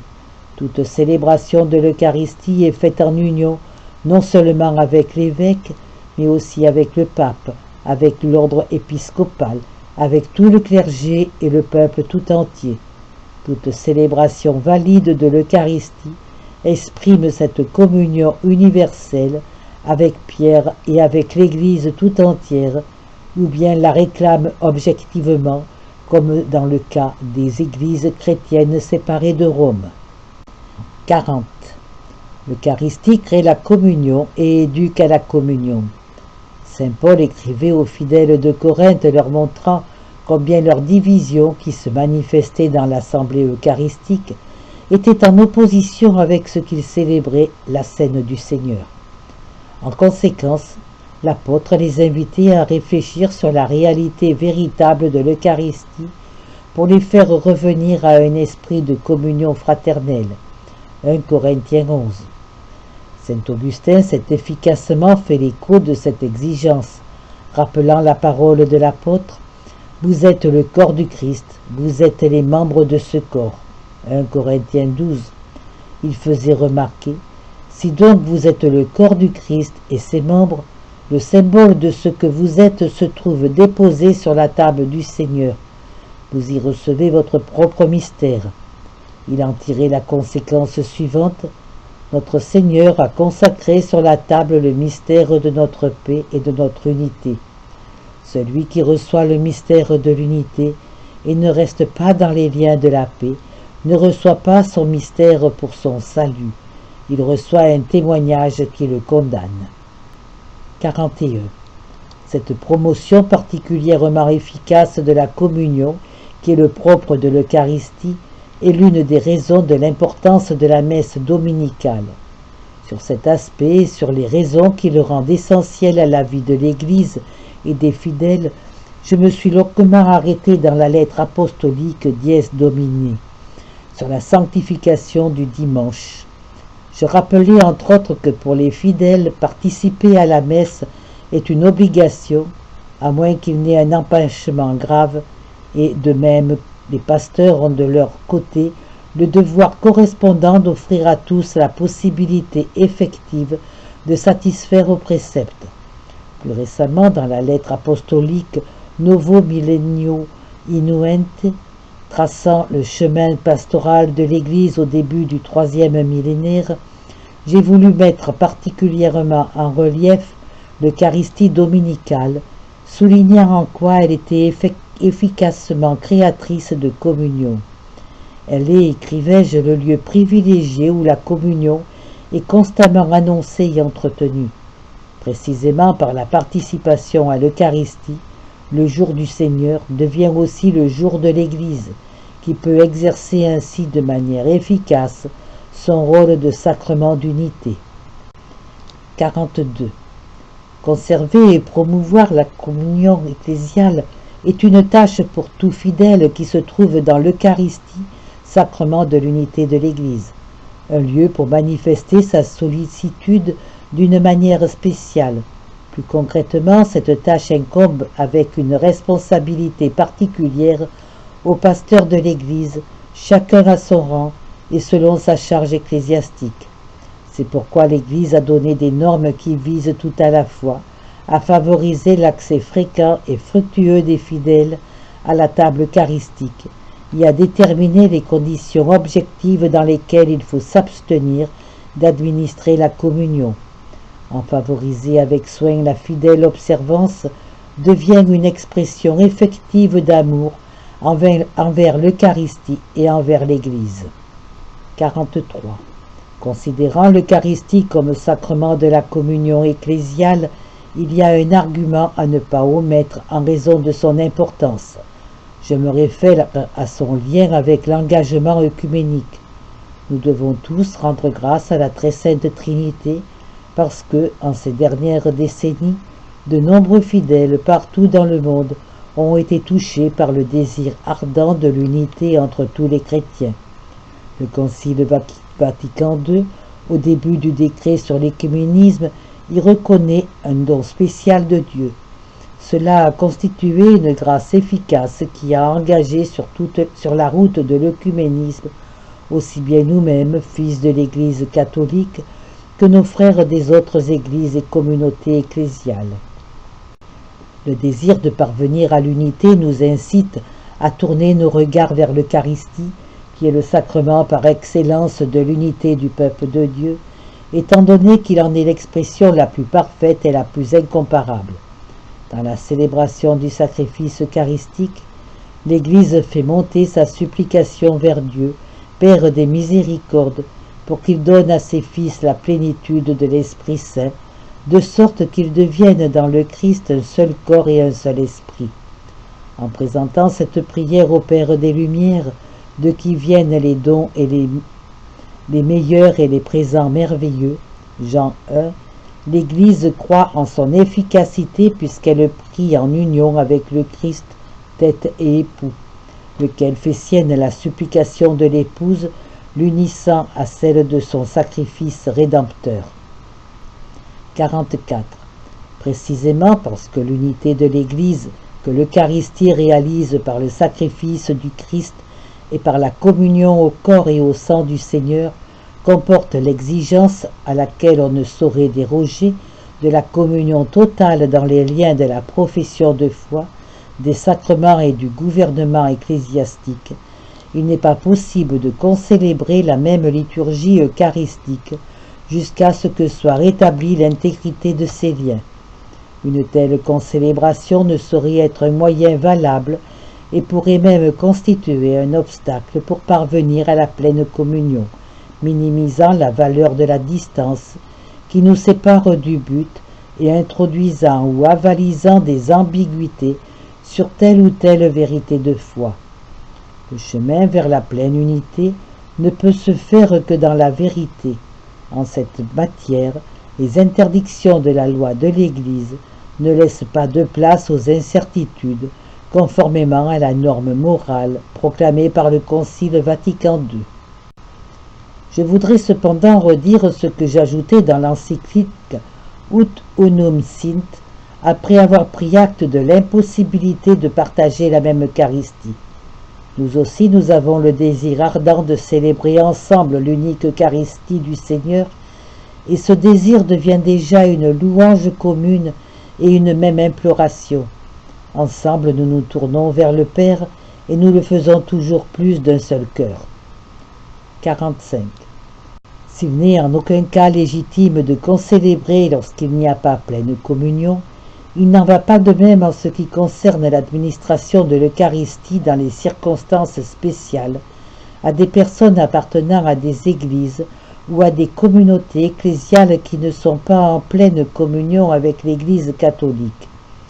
Dans ce cas, en effet, l'objectif est de pourvoir à un sérieux besoin spirituel pour le salut éternel de ces personnes, et non de réaliser une intercommunion impossible tant que ce ne sont pas pleinement établis les liens visibles de la communion ecclésiale. C'est en ce sens que s'est exprimé le Concile Vatican II quand il a déterminé la conduite à tenir avec les orientaux qui, se trouvant en toute bonne foi séparés de l'Église catholique, demandent spontanément à recevoir l'Eucharistie d'un ministre catholique et qui ont des dispositions requises. Cette façon d'agir a été ratifiée par 2 codes de droit dans lesquels est considéré aussi, avec les adaptations nécessaires, le cas des autres chrétiens non orientaux qui ne sont pas en pleine communion avec l'Église catholique. 46. Dans l'encyclique Ut Unum Sint, j'ai moi-même manifesté combien j'apprécie ces normes qui permettent de promouvoir au salut des âmes avec le discernement nécessaire. C'est un motif de joie que les ministres catholiques puissent, en des cas particuliers déterminés, administrer les sacrements de l'Eucharistie, de la pénitence, de l'onction des malades, à d'autres chrétiens qui ne sont pas en pleine communion avec l'Église catholique, mais qui désirent ardemment les recevoir, qui les demandent librement et qui partagent la foi de l'Église catholique, confessent dans ces sacrements. Réciproquement, dans des cas déterminés et pour des circonstances particulières, les catholiques peuvent aussi recourir pour ces mêmes sacrements aux ministres des églises pour lesquels ils sont valides. Il convient d'être très attentif à ces conditions qui ne souffrent pas d'exception, bien qu'il s'agisse de cas particuliers bien déterminés, car le refus d'une ou de plusieurs vérités de foi sur ces sacrements, et parmi elles de celles qui concernent la nécessité du sacerdoce ministériel pour que ces sacrements soient valides, fait que leur administration est illégitime parce que celui qui les demande n'a pas les dispositions voulues. À l'inverse, un fidèle catholique ne pourra pas recevoir la communion dans une communauté qui n'a pas de sacrement de l'ordre valide. La fidèle observance de l'ensemble des normes établies en la matière est à la fois manifestation et garantie d'amour tout autant et envers Jésus, Christ dans le très saint sacrement, qu'à l'égard des frères d'autres confessions chrétiennes auxquels est dû le témoignage de la vérité et qu'envers la cause même de la promotion de l'unité. Lettre encyclique Ecclesia de Eucharistia du souverain pontife Jean-Paul II aux évêques, aux prêtres et aux diacres, aux personnes consacrées et à tous les fidèles laïcs sur l'Eucharistie dans son rapport à l'Église. Chapitre 5. La dignité de la célébration eucharistique. 47. Celui qui lit le récit de l'institution de l'Eucharistie dans les évangiles synoptiques est frappé tout à la fois par la simplicité et par la gravité avec lesquelles Jésus, le soir de la dernière scène, institue ce grand sacrement. Il y a un épisode qui, en un sens, lui sert de prélude. C'est l'onction à Béthanie. Une femme que Jean identifia à Marie, sœur de Lazare, verse sur la tête de Jésus un flacon de parfum très précieux, provoquant chez les disciples, en particulier chez Judas, Matthieu 26, Marc 14, Jean 12, une réaction de protestation, comme si un tel geste constituait un gaspillage intolérable en regard des besoins des pauvres. Le jugement de Jésus est cependant bien différent. Sans rien ôter au devoir de charité envers les indigents, auprès desquels les disciples devront toujours se dévouer, des pauvres, vous en aurez toujours avec vous. Matthieu 26, Marc 14, Jean 12. Jésus pense à l'événement imminent de sa mort et de sa sépulture, et il voit dans l'onction qui vient de lui être donnée une anticipation de l'honneur dont son corps continuera à être digne même après sa mort, car il est indissolublement lié au mystère de sa personne. Dans les évangiles synoptiques, le récit se poursuit avec l'ordre que donne Jésus à ses disciples de préparer minutieusement la grande salle nécessaire pour prendre le repas pascal. Marc 14, Luc 22, et avec le récit de l'institution de l'Eucharistie, faisant entrevoir au moins en partie le cadre des rites juifs qui structurent le repas pascal jusqu'au chant du Hallel, Matthieu 26, Marc 14, le récit propose de façon aussi concise que solennelle, même dans les variantes des différentes traditions, les paroles prononcées par le Christ sur le pain et sur le vin, qu'il assume comme expression concrète de son corps livré et de son sang versé. Tous ces détails sont rappelés par les évangélistes à la lumière d'une pratique de la fraction du pain désormais affermie dans l'Église primitive. Mais assurément, à partir de l'histoire vécue par Jésus, l'événement du Jeudi Saint porte de manière visible les traits d'une sensibilité liturgique modelée sur la tradition vétérotestamentaire et prête à se remodeler dans la célébration chrétienne en harmonie avec le nouveau contenu de la Pâque. 48. Comme la femme de l'onction à Béthanie, l'Église n'a pas craint de gaspiller, plaçant le meilleur de ses ressources pour exprimer son admiration et son adoration face au don incommensurable de l'Eucharistie. De même que les premiers disciples chargés de préparer la grande salle, elle s'est sentie poussée, au cours des siècles et dans la succession des cultures, à célébrer l'Eucharistie dans un contexte digne d'un si grand mystère. La liturgie chrétienne est née dans le sillage des paroles et des gestes de Jésus, développant l'héritage rituel du judaïsme. Et en effet, comment pourrait-on jamais exprimer de manière adéquate l'accueil du don que l'époux divin fait continuellement de lui-même à l'Église épouse, en mettant à la portée des générations successives de croyants le sacrifice offert une fois pour toutes sur la croix, et en faisant nourriture pour tous les fidèles.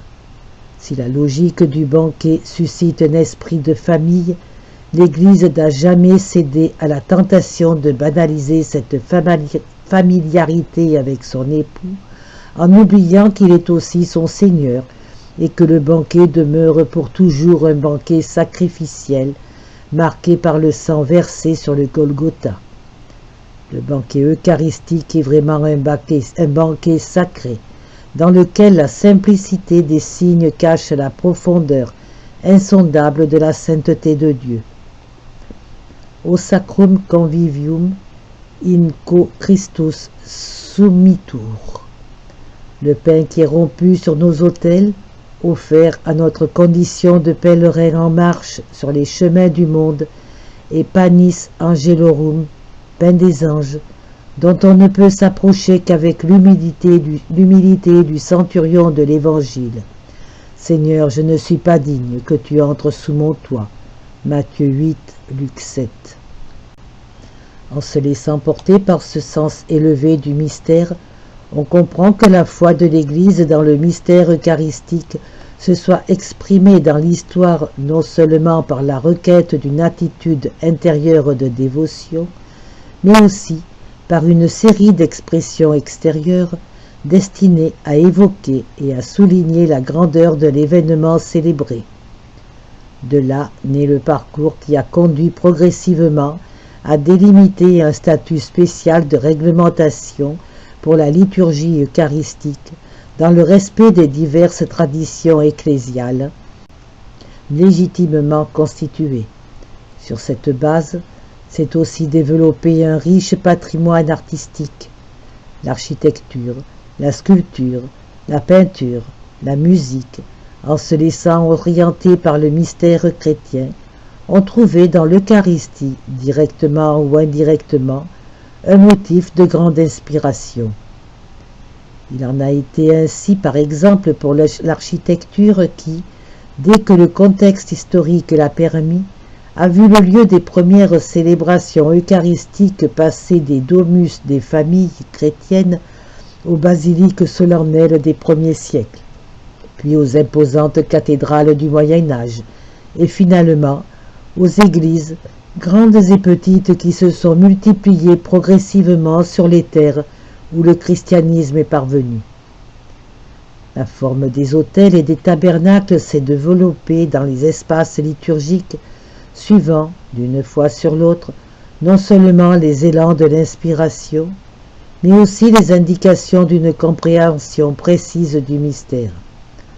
On peut en dire autant de la musique sacrée, en pensant simplement à l'inspiration des mélodies grégoriennes, aux nombreux auteurs, et bien souvent grands auteurs, qui se sont mesurés au texte liturgique de la messe. Et ne voit-on pas dans le domaine des objets et des ornements utilisés pour la célébration liturgique une quantité importante de productions artistiques, allant des réalisations d'un bon artisanat jusqu'aux véritables œuvres d'art. On peut dire alors que si l'Eucharistie a modelé l'Église et la spiritualité, elle a aussi influencé fortement la culture, spécialement dans le domaine esthétique. 50. Les chrétiens d'Occident et d'Orient ont rivalisé dans cet effort d'adoration du mystère sous l'aspect rituel et esthétique. Comment ne pas rendre grâce au Seigneur, en particulier pour la contribution apportée à l'art chrétien par les grandes œuvres d'architecture et de peinture de la tradition gréco-byzantine et de toute l'ère géographique et culturelle slave. En Orient, l'art sacré a conservé un sens singulièrement fort du mystère qui poussa les artistes à concevoir leur effort de production du beau non seulement comme une expression de leur génie, mais aussi comme un service authentique rendu à la foi. Allant bien au-delà de la simple habileté technique, ils ont su ouvrir avec docilité au souffle de l'Esprit de Dieu. Les splendeurs de l'architecture et des mosaïques dans l'Orient et dans l'Occident chrétien sont un patrimoine universel des croyants, et elles portent en elles un souhait, je dirais même un gage, de la plénitude tant désirée de la communion dans la foi et dans la célébration. Cela suppose et exige, comme dans la célèbre icône de la Trinité de Roublev, une église profondément eucharistique, où le partage du mystère du Christ dans le pain rompu est comme immergé dans l'ineffable unité des trois personnes divines, faisant de l'église elle-même une icône de la Trinité. Dans cette perspective d'un art qui tend à exprimer, à travers tous ces éléments, le sens de l'Eucharistie selon l'enseignement de l'Église, il convient de prêter une attention soutenue aux normes qui concernent la construction et l'ameublement des édifices sacrés. L'espace de création que l'Église a toujours laissé aux artistes est large, comme l'histoire le montre, et ainsi que je l'ai moi-même souligné dans la lettre aux artistes. Mais l'art sacré doit se caractériser par sa capacité d'exprimer de manière adéquate le mystère accueilli dans la plénitude de la foi de l'Église et selon les indications pastorales convenables données par l'autorité compétente. Cela vaut tout autant pour les arts figuratifs que pour la musique sacrée. Ce qui s'est produit dans les terres de vieille chrétienté en matière d'art sacré et de discipline liturgique est en train de se développer aussi sur les continents où le christianisme est plus jeune. C'est à l'orientation qui a été donnée précisément par le Concile Vatican II concernant l'exigence d'une inculturation à la fois saine et nécessaire. Au cours de mes nombreux voyages pastoraux, j'ai pu observer dans toutes les régions du monde la vitalité qui peut se manifester dans les célébrations eucharistiques au contact des formes, des styles et des sensibilités des différentes cultures. En s'adaptant aux conditions changeantes de temps et d'espace, l'Eucharistie offre une nourriture non seulement aux personnes, mais aux peuples eux-mêmes, et est le modèle des cultures inspirées par l'esprit chrétien. Il est toutefois nécessaire que ce travail important d'adaptation soit accompli avec la conscience permanente du mystère ineffable avec lequel chaque génération est invitée à se mesurer. Le trésor est trop grand et trop précieux pour que l'on risque de l'appauvrir ou de lui porter atteinte par des expériences ou des pratiques introduites sans qu'elles fassent l'objet d'une vérification attentive des autorités ecclésiales compétentes. Par ailleurs, le caractère central du mystère eucharistique est tel qu'il exige que cette vérification s'accomplisse en liaison étroite avec le Saint-Siège. Comme je l'écrivais dans l'exhortation apostolique post-synodale Ecclesia in Asia, une telle collaboration est essentielle parce que la Sainte Liturgie exprime et célèbre la foi unique professée par tous et, étant l'héritage de toute l'Église, elle ne peut pas être déterminée par les églises locales isolément, sans référence à l'Église universelle. 52. De ce qui vient d'être dit, on comprend la grande responsabilité qui, dans la célébration eucharistique, incombe surtout aux prêtres auxquels il revient de présider in persona Christi, assurant un témoignage et un service de la communion, non seulement pour la communauté qui participe directement à la célébration, mais aussi pour l'Église universelle, qui est toujours concernée par l'Eucharistie.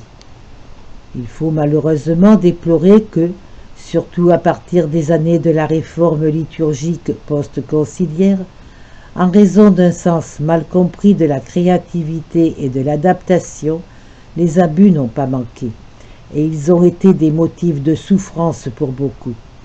Une certaine réaction au formalisme a poussé quelques-uns, en particulier dans telle ou telle région, à estimer que les formes choisies par la grande tradition liturgique de l'Église par son magistère ne s'imposaient pas et à introduire des innovations non autorisées et souvent de mauvais goût.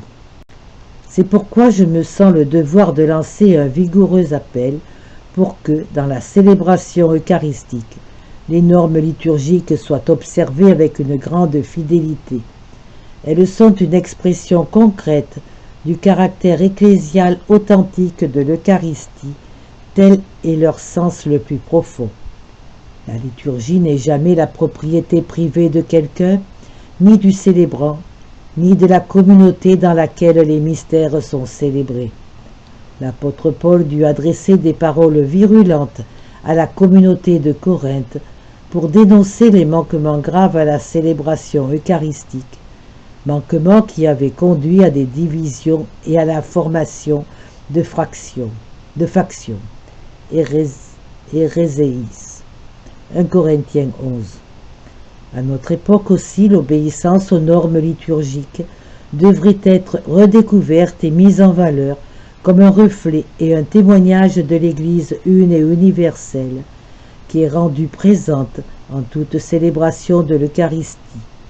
Le prêtre qui célèbre fidèlement la messe selon les normes liturgiques et la communauté qui s'y conforme manifestent de manière silencieuse mais éloquente leur amour pour l'Église.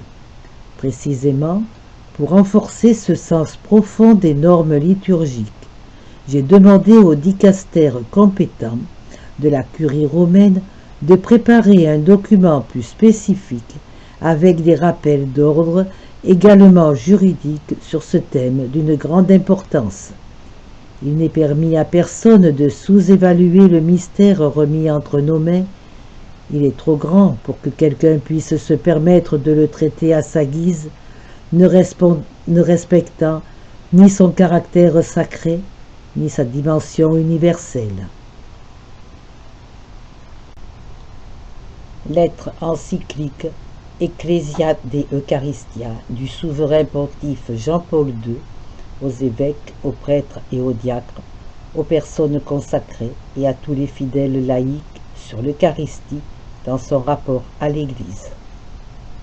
Conclusion 59. Ave verum corpus natum de Maria Virgine.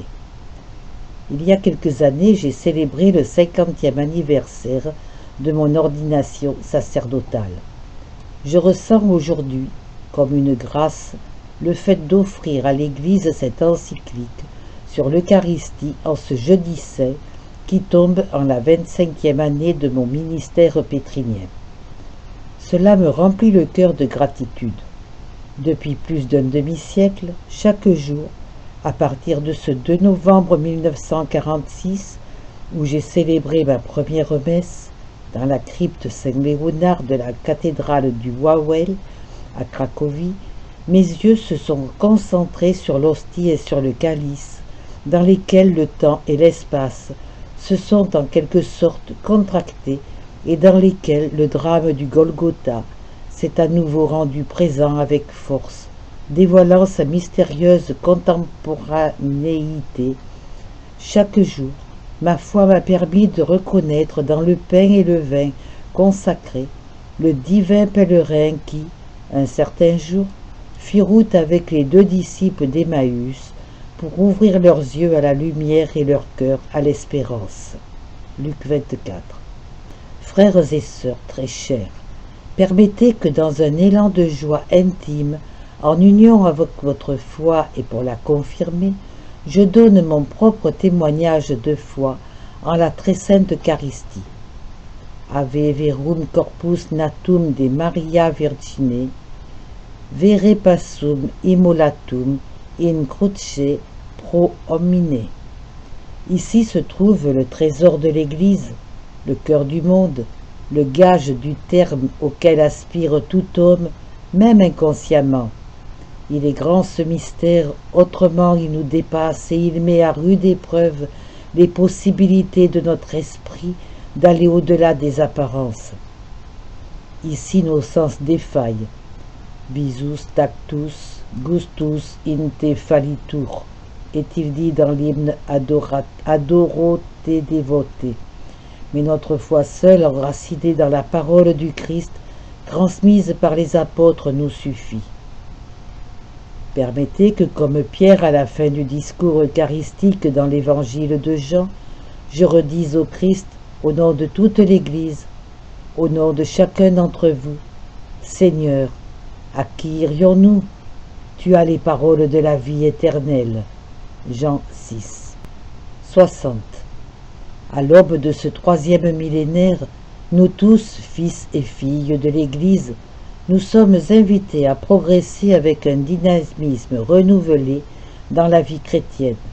Comme je l'ai écrit dans la lettre apostolique Novo Millennio Ineunte, il ne s'agit pas d'inventer un nouveau programme. Le programme existe déjà. C'est celui de toujours, tiré de l'Évangile et de la tradition vivante. Il est consacré en dernière analyse sur le Christ lui-même qu'il faut connaître, aimer, imiter, pour vivre en lui la vie trinitaire et pour transformer avec lui l'histoire jusqu'à son achèvement dans la Jérusalem céleste. La réalisation de ce programme d'un élan renouvelé dans la vie chrétienne passe par l'Eucharistie. Tout engagement vers la sainteté, toute action visant à l'accomplissement de la mission de l'Église, toute mise en œuvre de plans pastoraux, doit puiser dans le mystère eucharistique la force nécessaire et s'orienter vers lui comme vers le sommet. Dans l'Eucharistie, nous avons Jésus, nous avons son sacrifice rédempteur, nous avons sa résurrection, nous avons le don de l'Esprit Saint, nous avons l'adoration, l'obéissance et l'amour envers le Père. Si nous négligeons l'Eucharistie, comment pourrions-nous porter remède à notre indigence? 61.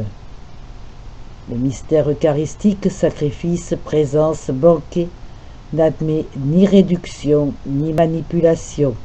Il doit être vécu dans son intégrité, que ce soit dans l'acte de la célébration ou dans l'intime échange avec Jésus que l'on vient de recevoir dans la communion, ou encore dans le temps de prière et d'adoration eucharistique en dehors de la messe.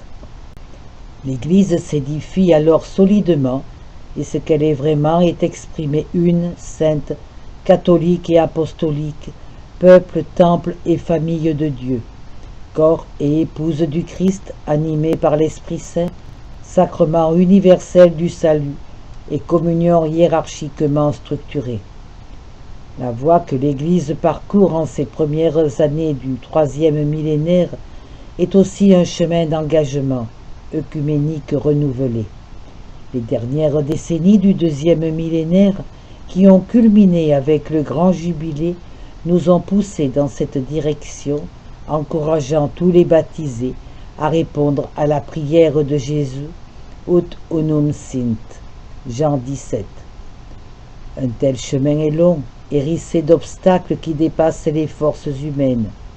Mais nous avons l'Eucharistie, et en sa présence nous pouvons entendre au fond de notre cœur, comme si elle nous était adressée, les paroles mêmes qu'entendit le prophète Élie. « Lève-toi et mange, autrement le chemin sera trop long pour toi. » Le trésor eucharistique que le Seigneur a mis à notre disposition nous pousse vers l'objet du partage plénier de ce trésor, avec tous les frères auxquels nous unit le même baptême. Toutefois, pour ne pas gaspiller un tel trésor, il faut respecter les exigences liées au fait qu'il est le sacrement de la communion dans la foi et dans la succession apostolique. En donnant à l'Eucharistie toute l'importance qu'elle mérite et en veillant avec une grande attention à n'en atténuer aucune dimension ni aucune exigence, nous montrons que nous sommes profondément conscients de la grandeur de ce don. Nous y sommes aussi invités par une tradition ininterrompue qui, dès les premiers siècles, a vu la communauté chrétienne attentive à conserver ce trésor.